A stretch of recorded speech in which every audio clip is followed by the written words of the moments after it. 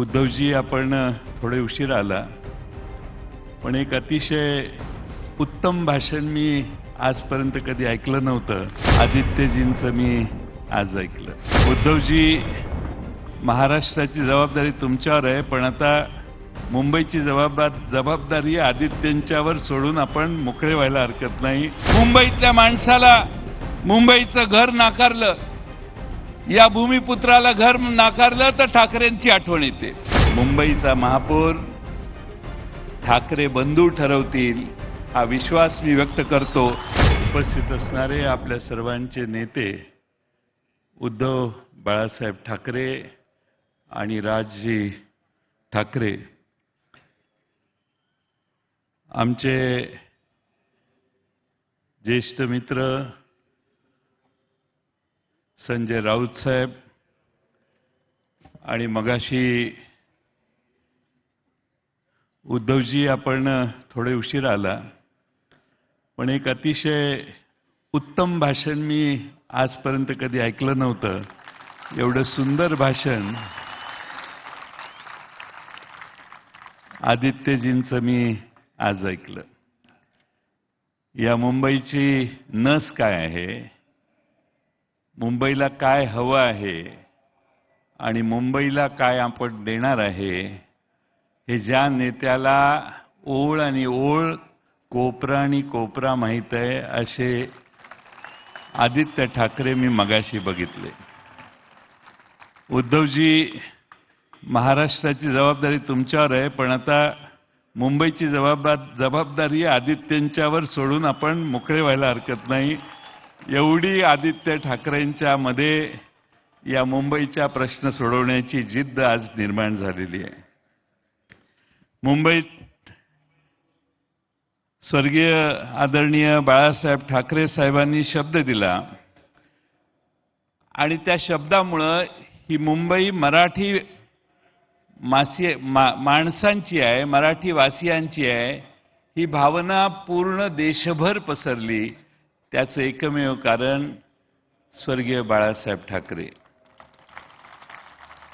ते होते म्हणून या मुंबईमध्ये मराठी माणूस स्वाभिमानानं ठामपणानं उभा राहिला. हे आजही महाराष्ट्रात कुणीही विसरता कामा नये. खरं म्हणजे मागचं पोस्टर बघून मला मनापासून आनंद होतोय. त्या दोघांनी बघितलं की नाही मला माहित नाही, पण हे मागचं पोस्टर बघून मला आनंद होतोय की भावकी एक झाली. मी कालपासून मुंबईतल्या अनेक प्रभागामध्ये फिरलो. लोकांना प्रचंड आनंद आणि उत्साह आहे की उद्धवजी आणि राजजी एकत्रित आले. याचा मुंबईकरांना एवढा आनंद यापूर्वी कधी झालेला नसेल. एवढा मोठा आनंद, प्रचंड आनंद या दोघांना एकत्रित बघण्यास आज मुंबईकरांना झालेला आहे. आज इथं सगळं शिवतीर्थ भरलेलं आहे, पण महाराष्ट्रातल्या कानाकोपऱ्यातला माणूस टेलिव्हिजनवर बघतोय की हे दोन भाऊ एकत्रित आले, त्याचा मुंबईत आणि महाराष्ट्राच्या राजकारणावर काय परिणाम होणार. आणि म्हणून तुम्ही दोघं आलात, एकत्रित आलात, याचं पहिल्यांदा शरद पवार साहेबांच्या वतीनं मी आपल्या दोघांचं मनपूर्वक अभिनंदन करतो.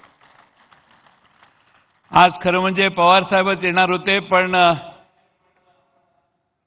त्यांना जमलं नाही. त्यांनी मला यायला सांगितलं. खरं म्हणजे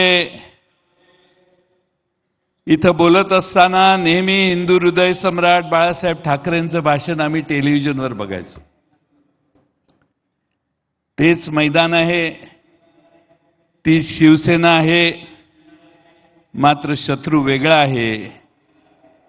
काही गद्दार आहेत तर काही दिल्लीतील सत्तेचे गुलाम आहेत. आणि मला खात्री आहे की मुंबईकर या सगळ्यांना खड्यासारखं बाजूला ठेवल्याशिवाय राहणार नाही. खरं म्हणजे फार वर्षापूर्वी 19 जून 1966 याच शिवतीर्थावर शिवसेनेची स्थापना झाली. त्यावेळी इथल्या एका कट्ट्यावर माझे नेते आदरणीय शरद पवार साहेब यांनी त्यांची पहिली सभा कट्ट्यावर बसून भाषण त्यांचं ऐकलेलं होतं. दोघांचे संबंध अतिशय जिव्हाळ्याचे कायमचे राहिले. वेगवेगळ्या पक्षात जरी असले तरी मुंबईकरांच्या हितासाठी, मराठी माणसाच्या हितासाठी बाळासाहेब ठाकरे साहेबांचं नेतृत्व आवश्यक आहे, ही भावना महाराष्ट्रामध्ये पवार साहेबांनी कायम बाळगली. हे या ठिकाणी मुद्दामून नम्रपणाने मी नमूद करेन.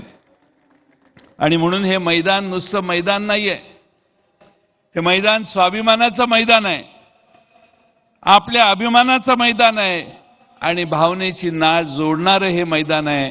आणि म्हणून याच मैदानावर ज्यावेळी शरद पवार साहेबांनी राष्ट्रवादीची स्थापना केली त्यावेळी त्यांनी देखील सुरुवात पक्षाच्या स्थापनेची याच मैदानावरून केलेली होती.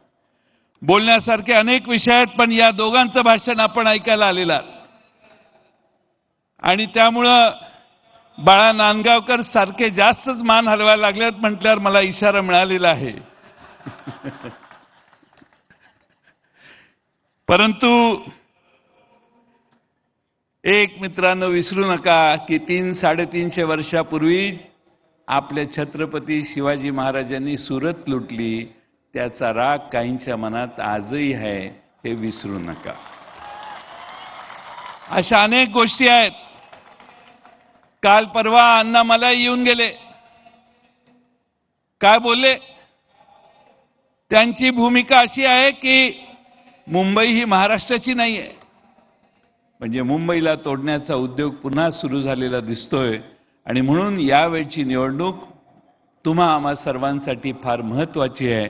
माझी तुम्हा सर्वांना विनंती आहे की आज पुन्हा जर मुंबई तोडण्याचा प्रयत्न बाहेरच्या एवढे वेगवेगळ्या राज्यातली लोक संजय राऊत साहेब महाराष्ट्रात मुंबईत यायला लागली आहेत. प्रत्येक राज्याचा मुख्यमंत्री इथं आलेला असेल कदाचित, आणि सगळ्यांना बोलवण्याचं काम चाललेलं आहे. पण उद्धवजी, मी तुमचं राजजी तुमचं अभिनंदन करेन. तुम्ही तुमच्या जीवावर ही निवडणूक लढवताय, राष्ट्रवादीची तुम्हाला साथ आहे आणि म्हणून तुम्हाला महाराष्ट्रात मुंबईच्या सामान्य माणसाला विश्वासात घेऊन ही निवडणूक लढवल्यामुळे तुम्हाला यश मिळेल, यात माझ्या मनात काही शंका नाही. मी जास्त वेळ न बोलता एवढीच विनंती आपणा सर्वांना करेन की आज आपले अनेक प्रश्न आहेत, सगळ्या मुद्द्यांचा परामर्श मगाशी आदित्यजींनी घेतलेला आहे. पण जेव्हा मुंबईतल्या माणसाला मुंबईचं घर नाकारलं, या भूमिपुत्राला घर नाकारलं तर ठाकरेंची आठवण येते. कंपनीत एखाद्या मुंबईकराला भूमिपुत्राला नाकारली प्रवेश किंवा नोकरी तर ठाकरेंची आठवण येते. मालकाने गैरवर्तन केलं मुंबईकरांच्याशी तर त्यांना ठाकरेंची आठवण येते. आणि मग मुंबई महानगरपालिकेसाठी देखील ठाकरेंची आठवण येते. मी जाता जाता 4-6 प्रश्न विचारतो, मला हो किंवा नाही याचं उत्तर द्या. शेतकऱ्यांची कर्जमाफी झाली का हो? लाडक्या बहिणीचे 1500चे 2100 रुपये झाले का हो? कंत्राटदारांची थकीत बिलं मिळाली का हो? शेतकऱ्यांसाठी भावांतर योजना आणली का हो? मुंबईसाठी ठोस काय केलं हो? मग आता मुंबईकर यांना मतदान करणार का? माझं काम झालेलं आहे. मुंबईचा महापौर ठाकरे बंधू ठरवतील हा विश्वास मी व्यक्त करतो आणि आपल्या सगळ्यांची रजा घेतो. धन्यवाद.